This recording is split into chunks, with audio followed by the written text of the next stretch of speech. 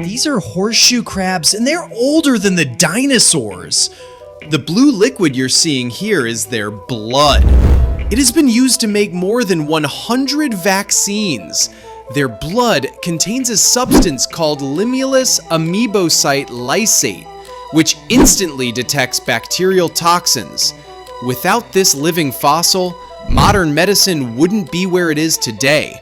They've been walking the earth for 450 million years, surviving mass extinctions, ice ages, and every species wipeout you can name.